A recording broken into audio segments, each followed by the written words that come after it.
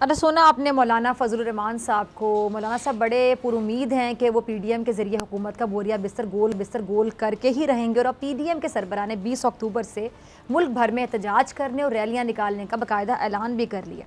अच्छा, मौलाना साहब ने फैसलाबाद जलसे में इदारों को अपनी तनकीद के रडार पर रखा और क्या कहा कि पार्लियामेंट को रबड़ स्टैम्प बनाकर रख दिया गया है और ये कहते हैं जी कि पीडीएम का काम हुक्मरानों का एहतसाब करके उन्हें कैफरे किरदार तक पहुँचाना है।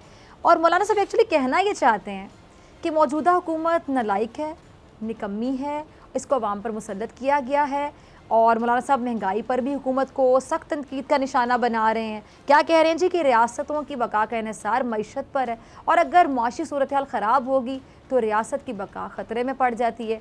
आज एक बार फिर दुनिया में मईशत की जंग शुरू हो चुकी है, लेकिन हमारी मईशत को मौजूदा हुक्मरानों ने तबाह कर दिया है और हुक्मरानों ने अवाम पर महंगाई के पहाड़ तोड़ दिए हैं।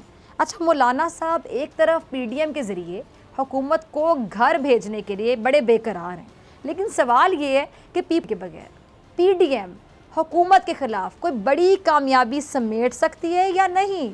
अच्छा, पीपल्स पार्टी से मुझे बिलावल याद आ गए जिन्होंने पीडीएम के जलसे के बाद अलग से कराची में अपना एक पावर शो किया और हुकूमत की जो मुआशी पॉलिसीज़ हैं ना उस पर खुलकर तनकीद की, बल्कि नाराज़गी का इजहार किया। ज़रा बिलावल का क्लिप चलाइएगा।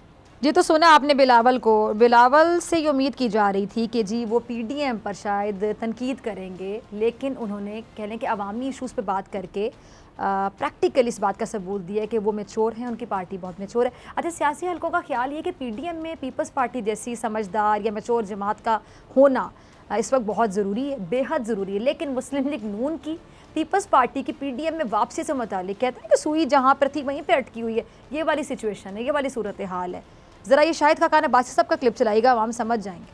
सुना आपने शाहिद खाकान अब्बासी साहब को। वो कहते हैं कि जी पीपल्स पार्टी अपने किए पर ज़रा नज़रसानी कर ले और वापस आ जाए, लेकिन लग ऐसा रहा है कि अब पीडीएम में शायद वो जान नहीं आ सकती, क्योंकि अवाम ने पीडीएम की जो मुफादात की सियासत है ना उसको रद्दी की टोकरी में बाकायदा फेंक दिया है और कह दिया कि जी अब खुद को बदलो, वरना ऐसे बिल्कुल नहीं चलेगा।